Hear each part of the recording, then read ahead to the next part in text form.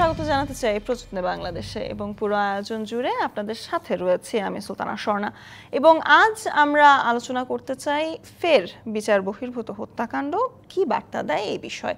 গত কয়েকদিনের প্রেক্ষাপট নিয়ে যদি বলি, গত কয়েকদিনে আমরা লক্ষ্য করেছি শুধুমাত্র জানুয়ারি মাসে এই ধরনের বিচার বহির্ভূত হত্যাকাণ্ডে 10 জন নিহতের খবর কিন্তু পাওয়া গেছে। এবং গতকাল কুমিল্লার ঘটনার পরে কিন্তু আরও নড়েচড়ে বসেছে রাজনৈতিক দলগুলোর পাশাপাশি সরকারও।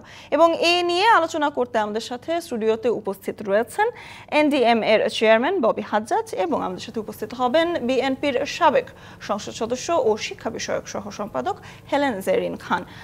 প্রথমে স্বাগত জানাতে চাই ববি হাজ্জাজ আপনাকে।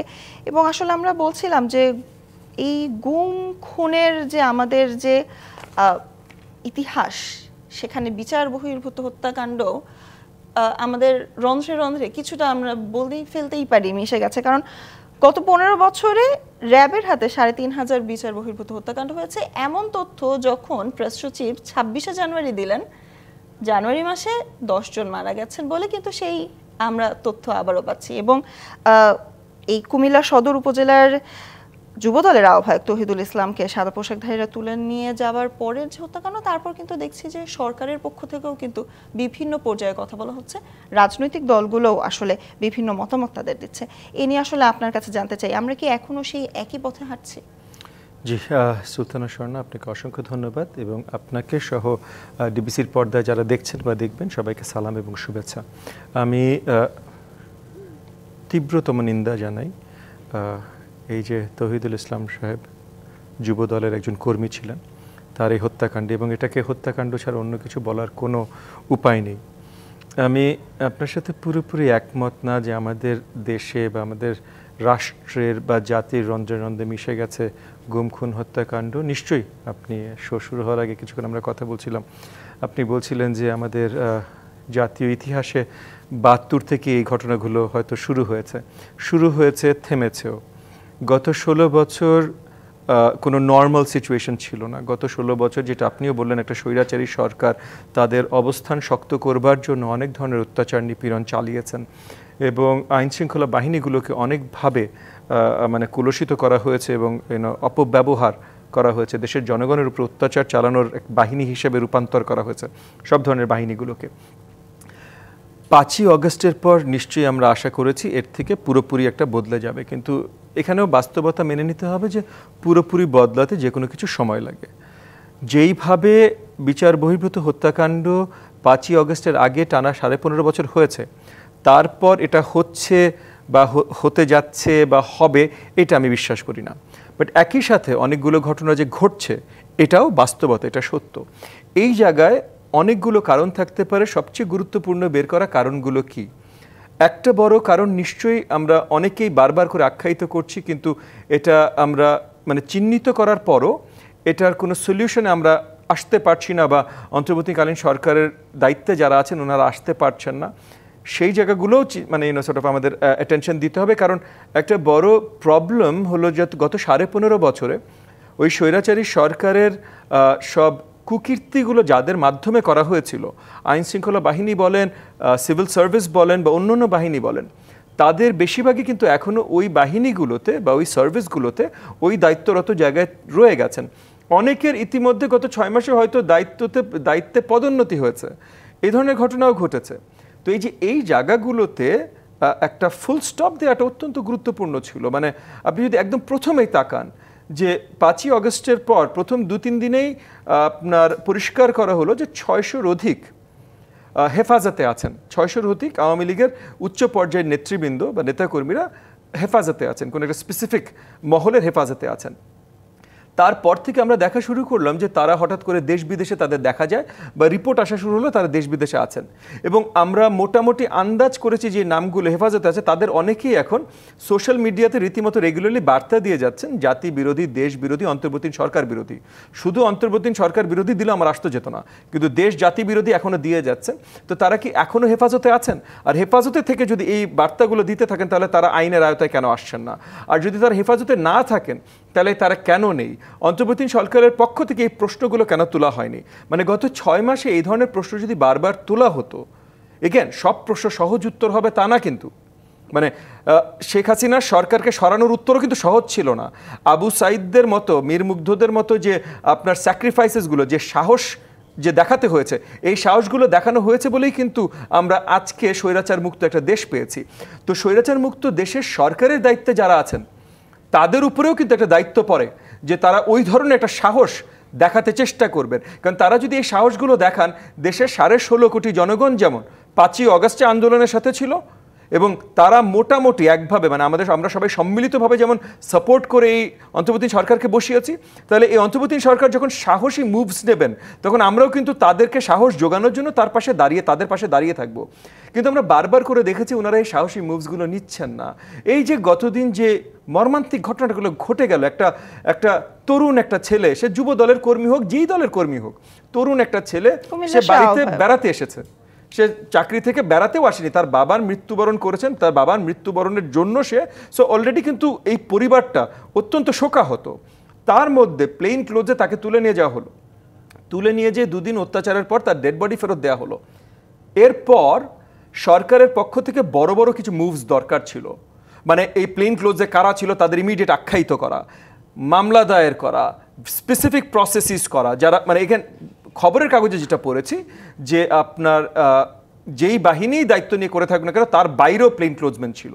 তাহলে ওই বাহিনীর না হলে নিজেদের বিচার প্রক্রিয়া আছে, ঠিক আছে, তাহলে ওই বাহিনীর উপরে নিজেদের বিচার প্রক্রিয়াটা শক্তভাবে প্রয়োগ করার জন্য একটা সরকারি প্রেশার, যেটা এখানে দৃশ্যমান হতে হবে। তো ভেতরে ভেতরে আমি শিওর, আমি কনফিডেন্ট এবং আমি বিশ্বাস করি যে আমাদের সবার শ্রদ্ধেয় ডক্টর মোহাম্মদ ইউনুস সাহেবের সরকার এই কাজগুলো ভিতরে ভিতরে করছেন। কিন্তু বাইরে থেকে তো ভাই জনগণকে সাহস দিতে হবে, বাইরে থেকে তো জনগণকে বিশ্বাস যোগাতে হবে যে তারা করছেন। ভিতরে শুধু করলে হবে না, চুপচাপ করে করার কাজ সব কিছু না, কিন্তু অনেক কিছু আছে চুপচাপ করে করার। যেমন এই যে 600 জনকে ধরিয়ে দেয়া, এটা চুপচাপ করে করার কাজ ছিল, কিন্তু করা হয়নি। কিন্তু যেটা দৃশ্যমান, যে এই যে তৌহিদুল ইসলামের আপনার এই যে তার প্রাণহানি, এইটার দৃশ্যমান তাদের থেকে সরকারের পক্ষ থেকে রিয়াকশনেরও দরকার ছিল। আনফর্চুনেটলি অত্যন্ত দুঃখজনক, কিন্তু সেই ধরনের দৃশ্যমান রিয়াকশন আসেনি। আইএসপিআর থেকে একটা বার্তা এসেছে যেটা আপনিও পড়ে শোনালেন, হ্যাঁ, কিন্তু এর থেকে শক্ত, মানে কতগুলো কোর্ট মার্চ, এগুলো তো মুশকিল না ভাই।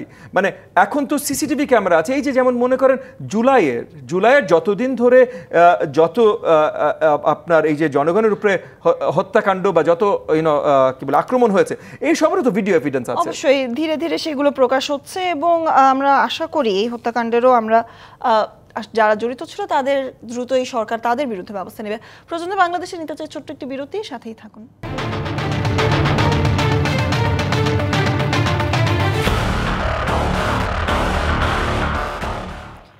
আবারও স্বাগত জানাতে চাই প্রযত্নে বাংলাদেশে, এবং আজ আমরা আলোচনা করছি ফের বিচার বহির্ভূত হত্যাকাণ্ড কি বার্তা দেয় সে প্রসঙ্গে। এবং এই নিয়ে আলোচনা করতে আমাদের সাথে স্টুডিওতে উপস্থিত রয়েছেন বিএনপির সাবেক সংসদ সদস্য ও শিক্ষা বিষয়ক সহ সম্পাদক হেলেন জেরিন খান, এবং আমাদের সাথে রয়েছেন এনডিএম এর চেয়ারম্যান ববি হাজ্জাজ।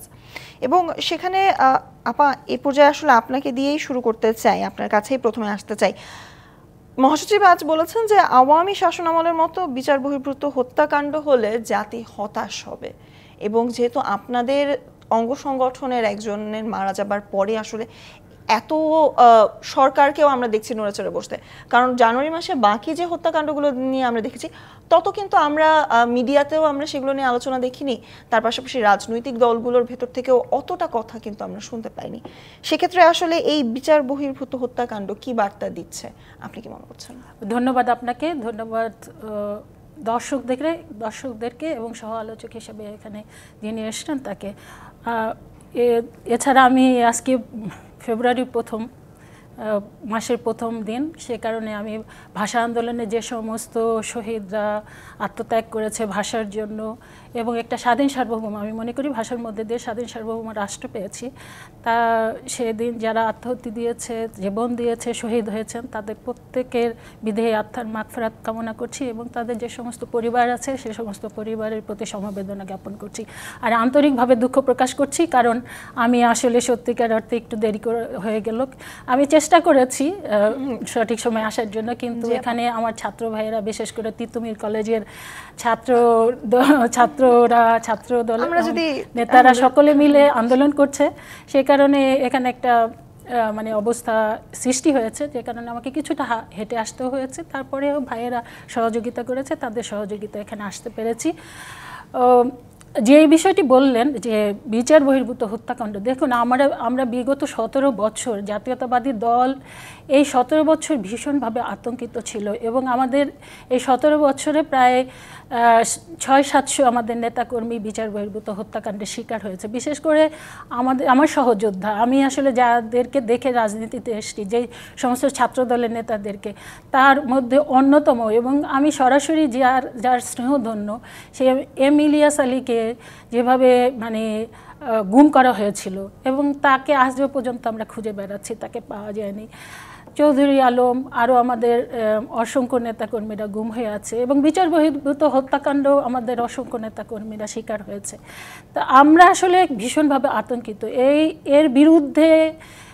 আমাদের সত্যিকার অর্থে যে আমরা দেশে একটা গণতন্ত্র প্রতিষ্ঠার লড়াইয়ে মূলত আমাদের সংগ্রামটি ছিল, এবং সেই গণতন্ত্র প্রতিষ্ঠা করবার জন্যই আমাদের এত নেতাকর্মীদেরকে গুম হতে হয়েছে, বিচার বহির্ভূত হত্যাকাণ্ডের শিকার হতে হয়েছে, এবং যার মধ্যে দিয়ে 17 বছর এবং জুলাই আগস্টের আমরা যে একটা নির্মম হত্যাকাণ্ড হলো, গণহত্যা হলো, তার মধ্যে দিয়ে আমাদের প্রায় 1,500 থেকে 2,000 ছাত্র জনতা জীবন দিয়েছে। এবং এই জুলাই আগস্টের মধ্যে দিয়ে সর্বশেষ আমরা যে দ্বিতীয়বার আমরা স্বাধীনতা পেয়েছি, স্বাধীনতা পাওয়ার পর তারপরে আমরা একজন নোবেল লরিয়েট, যাকে নিয়ে আমরা গর্ববোধ করি, তো তার নেতৃত্বে যে মানে অন্তর্বর্তীকালীন যে সরকারটি এসেছে, তাদের কাছ থেকে তো শুধু আমরা বাংলাদেশ না, আমরা মনে করেছিলাম যে সারা পৃথিবী প্রত্যাশা করছে যে এখানে এমন একটা রাষ্ট্র মানে পরিচালিত হবে, এমন একটা ব্যবস্থা আগামী দিনে এই জাতি পাবে, এবং তারা এই অন্তর্বর্তীকালীন সরকার পরিচালনার সময় বাংলাদেশের মানুষ এমন একটা ব্যবস্থা উপভোগ করবে যেখানে কোনো রকমের মানে এই ধরনের বিচার বহির্ভূত হত্যাকাণ্ডর কথা তো চিন্তাই করবে না, বরং তারা স্বাধীনভাবে জীবনযাপন করবে, আইন শৃঙ্খলার চরম উন্নতি হবে, এবং মানুষ মানে যেটা অতীত দিনে আমরা দেখেছি, শহীদ রাষ্ট্রপতি জিয়াউর রহমানও কিন্তু সিপাহী জনতার বিপ্লবের মধ্যে দিয়ে তিনি কিন্তু রাষ্ট্র ক্ষমতায় এসেছিলেন। তারপরে কিন্তু আমরা জানি 71 থেকে 75 সালে অনেকে বলে থাকে যে আওয়ামী লীগের 40,000 নেতাকর্মী হত্যাকাণ্ডের শিকার হয়েছে, আবার জাসদ বলে থাকে যে তাদের 30,000 নেতাকর্মী হত্যাকাণ্ডের শিকার হয়েছিল। এবং 71 থেকে 75 সালে আমরা শুনেছি যে একটা হত্যাযজ্ঞের মানে সংগঠিত হয়েছিল, এবং শহীদ রাষ্ট্রপতি জিয়াউর রহমান যখন সিপাহী জনতার বিপ্লবের মধ্যে দিয়ে ক্ষমতায় আসলেন, তারপরে 3 বছর তিনি যে রাষ্ট্র পরিচালনায় ছিলেন, আজও বাংলাদেশের মানুষ বলে যে সেটা ছিল একটা স্বর্ণযুগ। এবং সেই সময় দেখেন যে শহীদ রাষ্ট্রপতি জিয়াউর রহমান বাংলাদেশের মানুষের হৃদয়ে এখনও মানে কীভাবে বেঁচে আছেন, এই কারণেই যে দেখা গিয়েছে যে মাত্র 3.5 বছরে এমন একটা অবস্থার সৃষ্টি হয়েছিল যে গ্রামগঞ্জে শহরে মানুষ নাকি দরজা খুলে ঘুমাতে পারতেন, এমন একটা, এবং নারীরা বলেন, বৃদ্ধরা বলেন, যুবকরা বলেন, তারা এমন একটা ব্যবস্থা পেয়েছিলেন, সেই জায়গায় কিন্তু বাংলাদেশের মানুষ প্রত্যাশা করেছিল এই অন্তর্বর্তীকালীন সরকারটি। কিন্তু সেখানে আমরা কি দেখলাম যে এই যে আমাদের দীর্ঘ 17 বছর আমাদের উপরে যে অত্যাচার, নির্যাতন, নিপীড়ন হয়েছে, সেটা আবার পুনরাবৃত্তি হচ্ছে। আমাদের এই যুবদলের যে নেতাকে নির্মমভাবে হত্যা করা হলো, তার বিরুদ্ধে সামান্যতম একটা মামলাও ছিল না, এবং কোনো মামলা নাই, কোনো অভিযোগ নাই, এবং তার বাবা কিছুদিন আগে মারা গিয়েছেন। তার বাবার জন্য সে মিলাদ পড়ার জন্য সে গ্রামের বাড়িতে এসেছিল, এবং তাকে কোনো কারণ ছাড়াই তাকে তুলে নেওয়া হলো, এবং তাকে এমনভাবে নির্যাতন করা হলো। এখন তার স্ত্রী যেটা বলছে যে তার 4টি ছোট ছোট মানে মেয়ে সন্তান আছে, এই 4টি মেয়েকে নিয়ে সে এখন কোথায় যাবে, কে তাদেরকে আশ্রয় দেবে?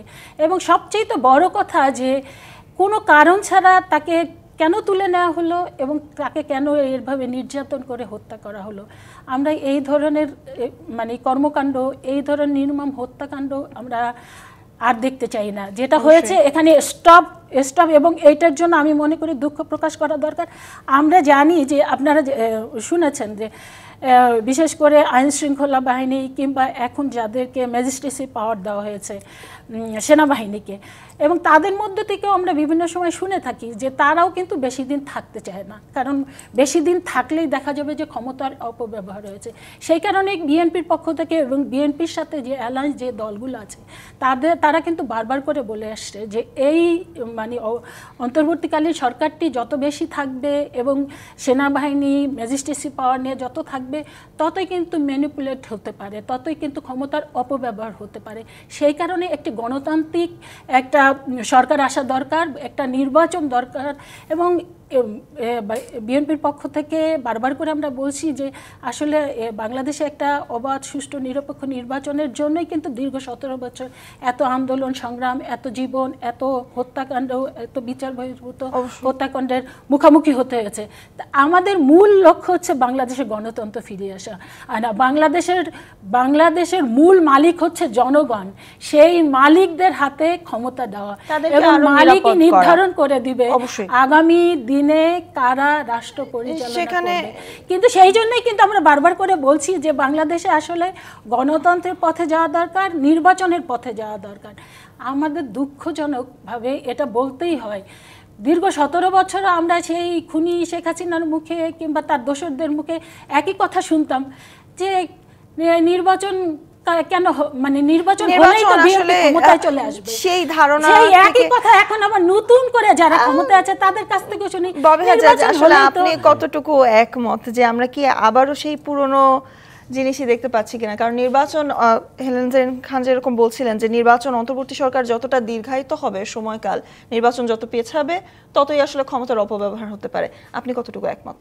প্রথমে আমি জাস্ট পরিষ্কার করে নিই যে কোনো কিছুর পুনরাবৃত্তি হচ্ছে না, হবে না। অন্তর্বর্তীকালীন সরকার কোনো কিছু ভুল করলে, ত্রুটি করলে বা তাদের যে কোনো ব্যর্থতা ওই গত 15.5 বছরের হাসিনা সরকারের সমতুল্য হবে না এবং সেটা ওইটার সার্থকতা হিসাবে গণ্য হবে না। সো কোনো কিছুর রেপিটেশন নাই, তবে অনেকগুলো ভুল শুধরাতে দেরি হচ্ছে। অন্তর্বর্তীকালীন সরকারের অনেক ব্যর্থতা আছে, যে কোনো সরকারের থাকে। অন্তর্বর্তীকালীন সরকারের না, প্রথমত যদি আপনি দেখেন যে অ্যাবনর্মাল সার্কামস্ট্যান্সে তারা ক্ষমতা নিয়েছেন। এই অ্যাবনর্মাল সার্কামস্ট্যান্সেসে যে কোনো সরকারই আসতো তারা সব জায়গায় সার্থকতা পেত না। তার উপরে হয়েছে অন্তর্বর্তীকালীন সরকার যার স্ট্রাকচারটাই খুব দুর্বল, খুব শীঘ্রই একটা নির্বাচন দিয়ে চলে যাবার মতো একটা স্ট্রাকচার। কিন্তু সেই জায়গাটায় ওনারা নির্বাচন দিতে যত দেরি করবে নিশ্চয়ই, তাহলে কারণ নির্বাচন দেওয়া ছাড়া অন্য কিছুর জন্য প্রিপেয়ার করে এই সরকারটাকে বসানো হয়নি এবং কোনো কিছু চিন্তা করে বসানো হয়নি, তাড়াহুড়া করে বসানো হয়েছে। বাট এই তাড়াহুড়ার অনলি আদার এক্সাম্পল আমাদের যেটা আছে সেটা হলো 90-এর, এবং 90-এর সরকার 3 মাসে নির্বাচন দিয়েছিল। এই সরকার 6 মাস চলে গেছে এবং আমরা আশাবাদী তারা অতি শীঘ্রই এই বছরের ভেতরে নির্বাচন দেবে। হয়তো বছরের মাঝামাঝি যদি নাও দিতে পারে, একটু দেরি করে দিলেও এই বছরের ভেতরে নির্বাচন দিবে, এটা নিয়ে আমরা আশাবাদী। তবে তারা যত তাড়াতাড়ি এটা পরিষ্কার করবে তারা নির্বাচন কবে দিবে, তত তাড়াতাড়ি অনেক ধরনের ঝামেলা মোকাবেলা করা অনেক সহজতর হয়ে যাবে। দেখেন, অনেকে একটা সুবিধা বা একটা সুযোগ নিতে চেষ্টা করছে যে এই সরকার যেহেতু দুর্বল সরকার, এই সরকারের দুর্বলতাকে অপব্যবহার করে আরও অনেক কুকর্ম এখন সেরে ফেলা। হাসিনা সরকারের অনেকেই ছিলেন যারা এখনও, যেটা বললাম যে এখনও জায়গায় আছেন, যারা এখন চেষ্টা করছেন এই সরকারের দুর্বলতাটাকে তাদের সহযোগী হিসেবে ব্যবহার করে তারা তাদের জায়গায় আরেকটু শক্তভাবে দাঁড়াতে। আবার অনেকেই আছেন যারা হয়তো এই সরকারেরও বন্ধু, হাসিনারও শত্রু ছিল, কিন্তু তারা এখন চিন্তা করছেন যে আগামী কোনো শক্তিশালী সরকার আসার আগে তাদের যেটাই দাবি থাকুক, যেমন আজকে এই যে আপনাদের অফিসে আসার সময় আমার সে সুদূর না, কাছাকাছি গুলশান 1 নম্বর চত্বর থেকে হেঁটে আসতে হয়েছে, এবং এই যে আমার বিজ্ঞ সমালোচক উনি বোধহয় উল্টো দিক থেকে আবার হেঁটে এসেছেন। তো এই যে সবাই হেঁটে আসা কেন? কারণ তিতুমির কলেজ তারা আন্দোলনরত আছেন, তারা যেটাই চান তারা আন্দোলনরত আছেন। তারা আন্দোলনরত কেন আছেন? তাদের এই যে এই প্রবলেমটা নতুন প্রবলেম না, তারা অনেকদিন ধরে এটার একটা সলিউশন খুঁজছেন, কিন্তু এতদিন তো তারা রাস্তা আটকাননি। এখন তারা রাস্তা কেন আটকাচ্ছেন? দুটো বড় বড় কারণ। একটা কারণ যেটা অলরেডি বললাম, যে এই সরকার একটু দুর্বল সরকার যদি হয়ে থাকে তাহলে সহজে কার কাছ থেকে বের করা যাবে? এদের কাছ থেকে বের করা যাবে, তাহলে এখনই ঠেলা দেওয়ার সময়। আর দ্বিতীয়, আপনি যদি মেনে নিতে বলেন তাদেরকে যে শোনো ভাই এটা অন্তর্বর্তীকালীন সরকার, আগামী সরকার আসলে তখন চেয়েও তখন এগুলোর ব্যবস্থা করবে, তাহলে আপনি তো তাদেরকে বলছেন না আগামী সরকার কবে আসবে। আপনি আমাকে যদি অপেক্ষা করতে বলেন তাহলে আমাকেও তো পরিষ্কার একটা টাইমলাইন দিতে হবে, শুনেন ভাই 6 মাস অপেক্ষা করেন, 6 মাস, এত বছর অপেক্ষা করেছেন, 6 মাস অপেক্ষা করেন। আপনি যদি বলেন না না না আনলিমিটেড টাইমের জন্য অপেক্ষা করেন, আমি তো মানবো না ভাই। তাহলে এই তিতুমিরের আমাদের আদরের স্নেহের এই ছাত্ররা তারাও মানছে না, তো এরকম অনেক জায়গায় মানছে না। এই প্রবলেমগুলো আরও জটিল হচ্ছে কারণ অন্তর্বর্তীকালীন সরকার ছোটোখাটো কিছু জিনিস পরিষ্কার করছেন না, এক একজন এক একটা কথা বলছেন। ওনারা যদি এই জিনিসগুলো পরিষ্কার করেন তাহলে কিন্তু পরিষ্কার হয়ে যায়। আমরা আরেকবার ফেরত আসি, যেটা মেইন টপিক আপনি আজকে আলোচনা করছিলেন, বিচার বহির্ভূত হত্যাকাণ্ড। বিচার বহির্ভূত হত্যাকাণ্ডের জন্য দৃষ্টান্তমূলক অপরাধ শাস্তি এবং জনগণের সম্মুখীন সব আপনার এভিডেন্স নিয়ে আসাটা অত্যন্ত গুরুত্বপূর্ণ, যেটা সরকারের মাধ্যমে গুম কমিশন খুব স্বচ্ছভাবে আনা শুরু করেছেন। গুম কমিশন ইতিমধ্যে 2টো রিপোর্ট দায়ের করেছেন এবং এই 2টো রিপোর্টে গত 15.5 বছর কি কি হয়েছে, কারা সংযুক্ত থাকতে পারেন, কোন কোন সংস্থা দেশে বিদেশে, সব মিলিয়ে কিন্তু এই রিপোর্টগুলোতে আসা শুরু হয়েছে। সো এই যে পরিষ্কার হওয়া শুরু হয়েছে, এই পরিষ্কারগুলোর মাধ্যমেও আমরা কিছু জায়গায় আতঙ্কিত বা একটু হয়তো আশঙ্কায় আছি যে এই পরিষ্কারগুলো হওয়ার মাধ্যমেও যাদের নাম সামনে আসা এখন জাস্ট সময়ের ব্যাপার, তারা আতঙ্কিত হয়ে ড্রাস্টিক কোনো অ্যাকশনে লিপ্ত হচ্ছেন কিনা। এই জায়গাগুলোতে অন্তর্বর্তীকালীন সরকারের অনেক শক্ত মুভস নিতে হবে। আমি আবারও আপনার শোর মাধ্যমেও সবার কাছে পরিষ্কার করছি যে অন্তর্বর্তীকালীন সরকার এখানে যদি কোনো সাহসিকতার মুভ দেখায়, আমরা সবাই 5ই আগস্ট পর্যন্ত যেমন রাজপথে তাদের সাথে মানে রাজপথে আমরা সবাই একত্রিত ছিলাম, ওই সবাই একত্রিত অন্তর্বর্তীকালীন সরকারকে সহযোগিতা করার জন্য দরকার আবার রাজপথে নামবে। আজকে তিতুমিরের ছেলেরা যারা এই যে বিশ্ববিদ্যালয়ের দাবিতে গুলশান 1 বা মহাখালী চত্বর ঘেরাও করে আছে, আজকে অন্তর্বর্তীকালীন সরকার যদি দেশ জাতির জন্য সাহসিকতার কোনো একটা ভূমিকা রাখে তাহলে তাদেরকে ওই জায়গায় সাপোর্ট করার জন্য আবার বিশ্ববিদ্যালয়ের কথা ভুলে যে দেখলে আমরা দায়িত্ব নিব তাদেরকে নিয়ে যাওয়ার, বিশ্ববিদ্যালয়ের কথা ভুলে যেয়ে তারা সরকারকে সহযোগিতা করার জন্য আবার মাঠে নামবে। কিন্তু প্রথমে দরকার অন্তর্বর্তীকালীন সরকারের পক্ষ থেকে সাহসিকতা দেখানো, শক্ত কিছু মুভস নিয়ে সামনে আসা। অবশ্যই এই নিয়ে আমরা আরো আলোচনা করব, তবে তার আগে নিতে চাই প্রযত্নে বাংলাদেশে আরেকটি বিরতি। আমাদের সাথেই থাকুন।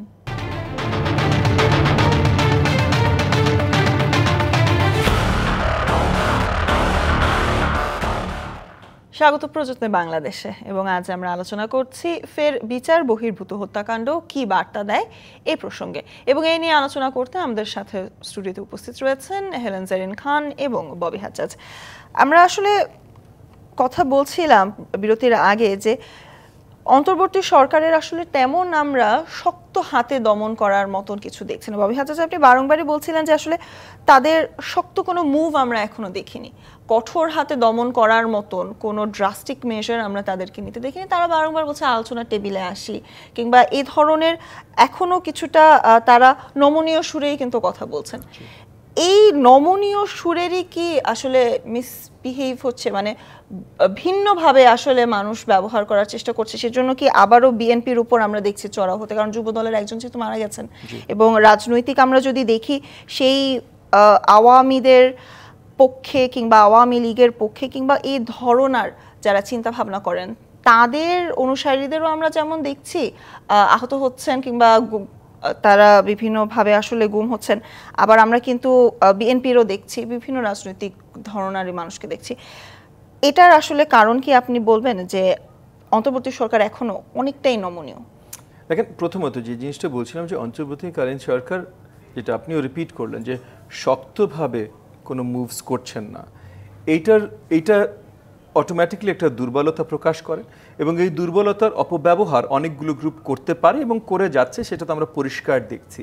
তবে আপনি যেভাবে গুম শব্দটা ব্যবহার করলেন, গুমটা আমরা খুব স্পেসিফিক এক ধরনের অ্যাকশনকে বলা শুরু করেছিলাম, যেখানে স্পেসিফিক কিছু আইন শৃঙ্খলা বাহিনী হেবিয়াস কর্পাস ভঙ্গ করে, মানে my right two sort of Miranda rights, এটা ভঙ্গ করে লোকজনকে তুলে নিয়ে যাচ্ছিলেন এবং তারপর পরিবার বা কাউকে জানানো হচ্ছিল না তারা কোথায় আছে। আমরা কিন্তু তৌহিদুলের ক্ষেত্রে দেখলাম সাদা পোশাকধারী, জি, মানে শব্দটা আসলে ব্যবহার না, এগেইন মানে গুম শব্দটা থেকে এই মুহূর্তে আমরা দূরে থাকি, সেটা আসতেই পারে।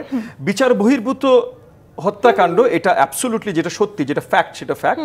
আর গুম নামটা আমরা এমন জায়গায় দিয়েছিলাম যেখানে স্পেসিফিক এজেন্সি কিছু ছিল, আইন শৃঙ্খলা বাহিনী এবং এর সাথে সম্পৃক্ত কিছু এজেন্সি, যারা সরকারের সবচেয়ে উচ্চতর পর্যায়ের অর্ডার পেয়ে ইনস্ট্রাকশনসে তা নাগরিকের হেভিয়াস কর্পাস রাইটস ভঙ্গ করে তাকে উঠিয়ে নিয়ে যেত।